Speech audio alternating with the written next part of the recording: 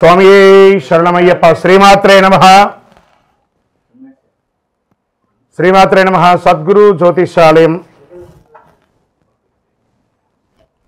Sadhguru జ్యోతిషాలయం 2025 October 18 6:41 ఉదయం రోజు గురు అతిచార ఫలితం అనేది ప్రారంభమవుతుంది. గురు భగవానుడు మిథున రాశి నుంచి కర్కాటక రాశిలోకి ప్రవేశించబోతున్నారు. కర్కాటక రాశి గురు భగవానునికి ఉచ్చస్థానం అని కూడా చెప్పచ్చు. అంటే శక్తి, దయా, జ్ఞానం అత్యధికంగా ఉండే ఒక స్థానం అని కూడా చెప్పచ్చు.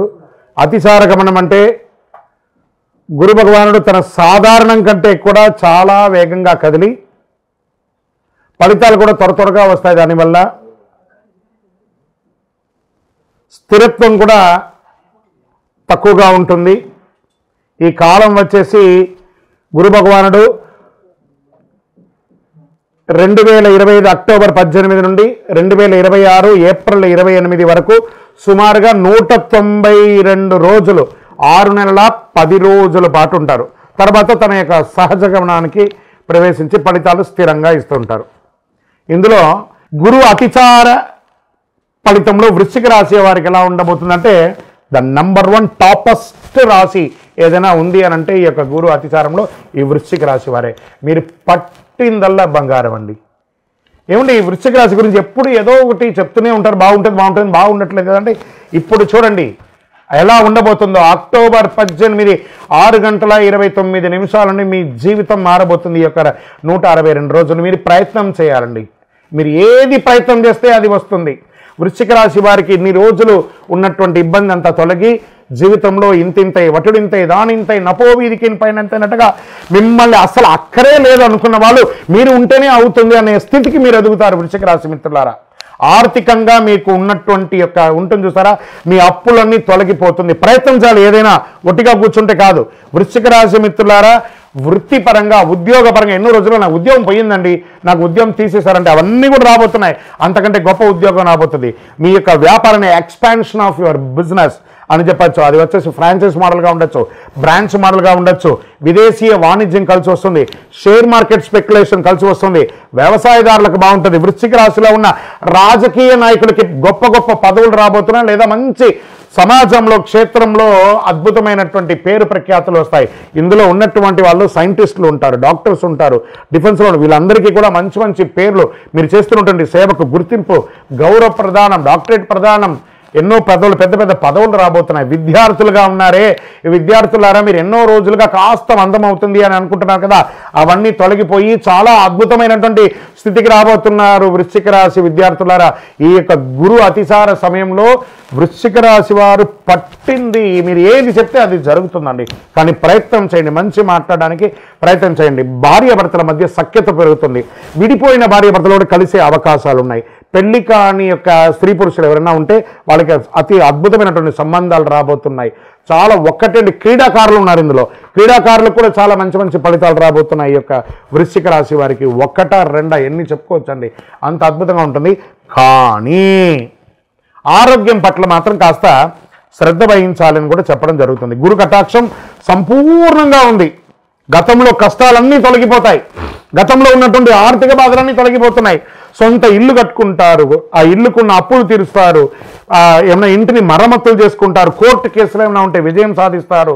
అన్ని రకాలుగా ఉంటుంది. కాస్త నోరు అదుపులో ఉండాలి, ఆరోగ్యం జాగ్రత్తగా ఉండాలి. ఇవి రెండు కూడా చూసుకోండి. గురు భగవాన్ని ప్రార్థన చేయండి. ఆ స్వామివారిని ప్రార్థన చేసుకుంటే అంత అద్భుతమైనటువంటి ఫలితాలను మీరు పొందబోతున్నారు. ఆ గురు భగవానుడు మీకు యోగాన్ని కలిగిస్తున్నాడు. గురు భగవానుడు ఎక్కడ ఉంటే అక్కడ అనుగ్రహమే. మీరందరూ కూడా చక్కగాను బృహస్పతి దేవాలయంలోకి వెళ్ళి 108 ప్రదక్షిణాలు చేయండి. పసుపు ఒత్తులతో నూనె వేసి వెలిగించండి, ఐశ్వర్యం పెరుగుతుంది. పసుపు పువ్వుతో అర్చన చేయండి, అన్ని రకాలైనటువంటి ఫలితాలు పొందండి. విజయోస్తు. మళ్ళీ చెప్తున్నాను వృశ్చిక రాశి మిత్రులారా, మీ జీవితంలో ఇది ఒక మలుపు తిరిగే ఒక గురు అతిచార ఫలితం అని కూడా చెప్పచ్చు. శరణమయ్యప్ప. శ్రీమాత్రే నమః. అందరికీ దీపావళి శుభాకాంక్షలు. ఫస్ట్ సద్గురు జ్యోతిషాలయం నుండి దీపావళి శుభాకాంక్షలు. మా టీవీ ఛానల్ ద్వారా చూస్తున్నటువంటి ప్రతి ప్రేక్షక మిత్రులకి, భగవద్బంధువులందరికీ కూడా దీపావళి శుభాకాంక్షలు. అందరికీ ఉన్నటువంటి ఒక చిరు రెగ్యులర్గా అన్ని టీవీల్లో అన్ని ప్రవచనకర్తలు అందరు గురువులు చెప్తున్నదే. కొంచెం మనం కూడా మన ఛానల్ ద్వారా కూడా కొంచెం తెలుసుకునేటట్టుగా బాగుంటుంది అనే ఒక చిరు ప్రయత్నంలో దీపావళి అంటే ఏంటి, దీపావళి రోజు ఏం చేయాలి, దీపావళి రోజు ఏ పూజ చేయాలి, ఈ దీపావళి ఎప్పుడు వచ్చింది, పటాకులు కాల్చొచ్చా కాల్చకూడదా, ఏ పూజ చేయాలి, ఇవన్నీ కూడా ఆలోచన ఉంటుంది. దీపావళి అంటే దీపపు ఒక వరసను దీపావళి అంటారు. నరకాసురుని యొక్క వధం అయిన తర్వాత, ఆ నరక చతుర్దశి అయిన తర్వాత వచ్చే రోజుని దీపావళి. ఆ నరకాసురుని సంహరించిన తర్వాత అమ్మవారు ఈ ప్రపంచం అంతా కూడా ఆనందపడింది. దాంతో దీపాలు వెలిగించి అందరూ కూడాను ఆనందాన్ని పొందినటువంటి దాన్ని దీపావళి అంటారు. ఆ రోజు నుంచి మొదలు పెడితే కార్తీక మాసం మొదలయ్యి చక్కగా కార్తీక మాసం ధనుర్మాసం అంతా కూడాను ప్రతి ఇంటిలోనూ గడప దగ్గర, తులసి కోట దగ్గర, అన్ని చోట ఉసిరి చెట్టు దగ్గర, రాగి చెట్టు దగ్గర అందరూ కూడా దీపాలు పెడుతుంటారు కదా. ఈ దీపాలు వరుసగా పెట్టేదాన్ని దీపావళి, దీప వరుసను దీపావళి అంటారు. ధన్తెరస్ అమ్మవారు లక్ష్మీవారు కొంతమంది ఈ దీపావళి రోజు చక్కగా లక్ష్మీ పూజలు చేస్తూ ఉంటారు, కొత్త వ్యాపారాలు ప్రారంభిస్తూ ఉంటారు. మరి దీపావళి రోజు ఏం చేయాలి గురుగారు అంటే తైల అభ్యంగన స్నానం చేయాలి అంటారు. పెద్దవాళ్ళు ఉంటారు కదా, ఇంట్లో పెద్దవాళ్ళు ఒక చోట కూర్చొని ఉంటారు. పిల్లలందరినీ కూడా అక్కడ కూర్చోబెట్టి వాళ్ళకి నువ్వుల నూనె రంగరించి పటాకులు ఇచ్చి కాల్చమని చెప్పి తర్వాత స్నానం చేసి వచ్చి కొత్త బట్టలు వేసుకొని ఇంట్లో పూజ, లక్ష్మీ పూజ చేయడం, దేవాలయాలకు వెళ్ళడం, పెద్దవాళ్ళందరూ కూడా చిన్నపిల్లలకి ఆశీస్సులు ఇస్తూ వాళ్ళకి గిఫ్ట్స్ అంతా కూడా ఇవ్వడము, ఇవన్నీ చేయడం. ఒకటి, సాయంత్రం అవ్వగానే చక్కగా వారి పాఠ్య పుస్తకాలను ఒక 2 నిమిషాలు 5 నిమిషాలు చదవడం. ఎందుకంటే లక్ష్మీప్రదం అంటారు. ఆ రోజు పుస్తకం చదవడం లేదా ఒక శ్లోకం నేర్చుకోవడం, ఒక పూజ చేయడం అనేది లక్ష్మీప్రదం అంటారు. అంత అద్భుతమైనటువంటి రోజు.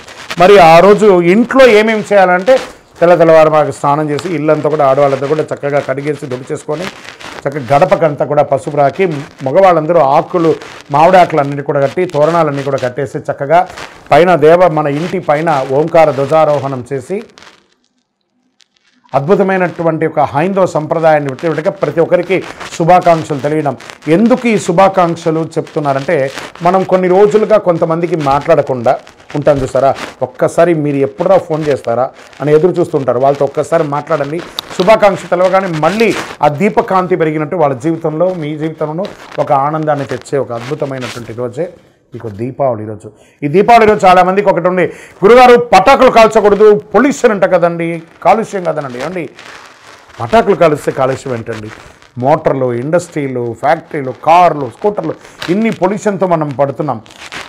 ఆ ఒక్కరోజు పిల్లలు ఆనందంగా చేసుకునే ఆ పటాకులు కాల్చుకోవడం ఇప్పుడు కాదు, ఎప్పటి నుంచో ఎన్నో కాలం నుంచి చేస్తున్నారు కదా. ఇది ఆ ఒక్కరోజు ఉంటుందేమో పొల్యూషన్, అయితే అయింది కానీ ఆనందం అయితే పోతుంది కదా. దీపావళి చేసుకునేవారు అనడం కంటే కూడా దీపావళి మేము చేసుకున్నామని చెప్పడం ఎంత గొప్పగా ఉంటుంది. ఈ 2025 దీపావళి ప్రతి ఒక్కరి యొక్క జీవితంలో ఆనందాన్ని కలిగించాలని, అద్భుతాన్ని కలిగించాలని భగవంతుడి దగ్గర ప్రార్థన చేసుకుంటూ అఖిలాండ కోటి బ్రహ్మాండ నాయకుడైన శ్రీ ధర్మశాస్త్ర అయ్యప్ప స్వామి వారి యొక్క సంపూర్ణ అనుగ్రహం ఉండాలని, దీపావళి అప్పుడు పెద్దవాళ్ళందరూ చిన్నపిల్లలు పటాకులంతా కాల్చినప్పుడు జాగ్రత్తగా వారి మీద దృష్టి పెట్టండి. ఎందుకంటే పట్టు చీర కానీ పట్టు లంగాలని ఆడపిల్లలు ఎంతో వేసుకుంటుంటారు. చిన్నపిల్లలు చేయి కాల్చుకోకుండా కొంతమంది పిల్లలు చేతితో కాల్చుతుంటారు. వాటన్నిటిని పెద్దవాళ్ళుగా ఉండి మనం దగ్గర ఉండి ఈ దీపావళి పండుగను ఆనందంగా సంతోషంగా జరుపుకోవాలి.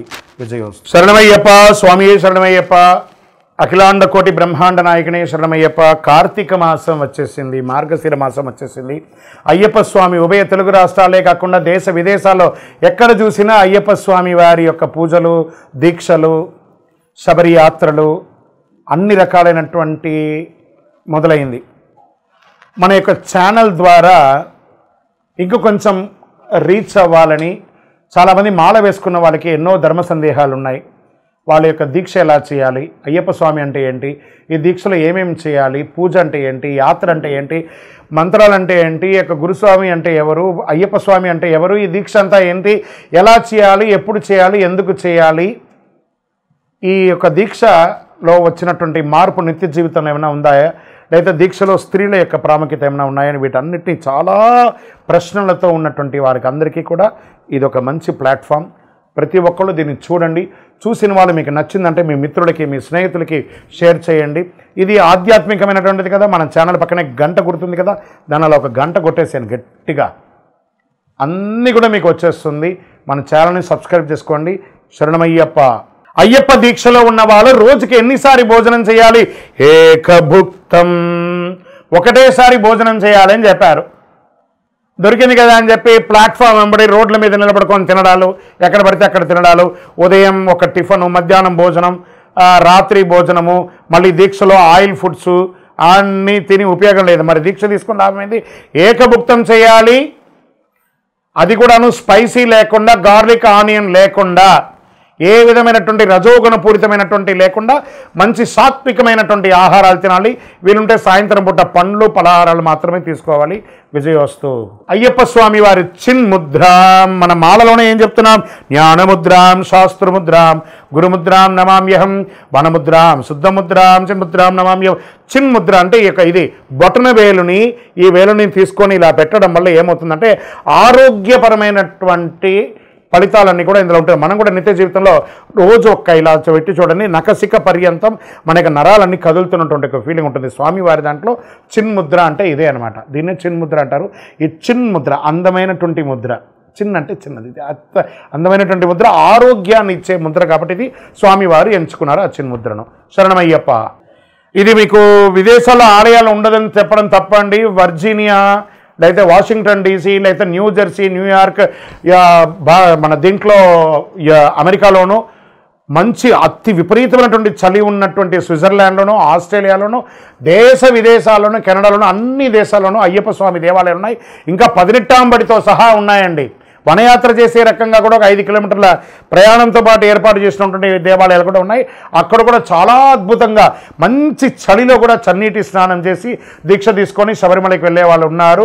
బ్రహ్మాండమైనటువంటి యాత్రలు చేస్తున్నారు. 41 రోజులు 48 రోజులు వ్రతం తప్పకుండా చేసి మరి భారతదేశానికి వచ్చి ఇరుముడి ఇస్తున్నారు. రానిలేని వాళ్ళు అక్కడే వారి వారి ప్రాంతంలోనే ఇరుముడి కూడా ఇస్తున్నారు. శరణమయ్యప్ప.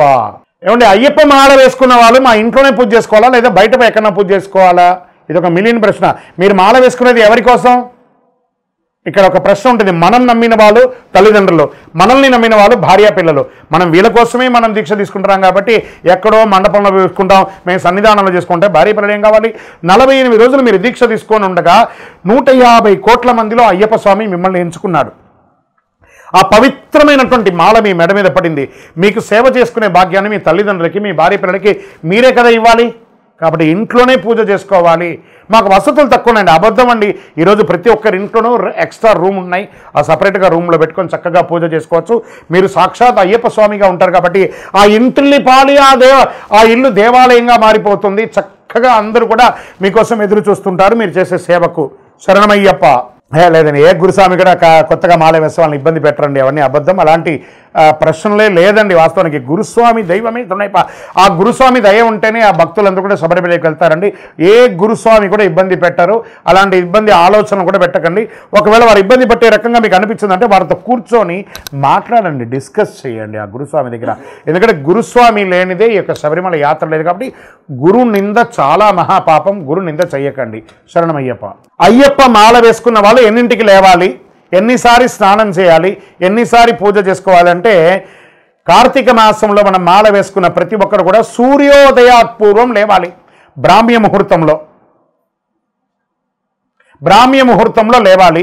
ఈ బ్రాహ్మ్య ముహూర్తం అయిన తర్వాత తెల్లవారుజామున 4ంటికి నిద్ర లేవడం, తర్వాత చన్నీటి స్నానం చేయడం, ఒక్కసారి ఉదయం ఒక్కసారి సాయంత్రం. ఆహార నియమాలు అదుపులో ఉంటే ఈ 2 సార్లు స్నానాలు చేయాలి. అతిగా ఈ ఆయిల్ ఫుడ్కి సంబంధించిన ఆహారాలన్నీ తీసుకున్నారంటే ఎన్నిసార్లు అవుతుందో అది మీ ఇష్టం. కానీ ఎన్నిసారి పూజ చేయాలని కాదు, కలవు నామస్మరణాత్. మన యొక్క DNA శరీరంలో మొత్తం ఆ అయ్యప్ప స్వామి వారి యొక్క నామస్మరణ అణువు ఉండాలి. కాబట్టి నామస్మరణకు ఒక లిమిట్ అంటూ లేదు. శరణమయ్యప్ప, శరణమయ్యప్ప, శరణమయ్యప్ప.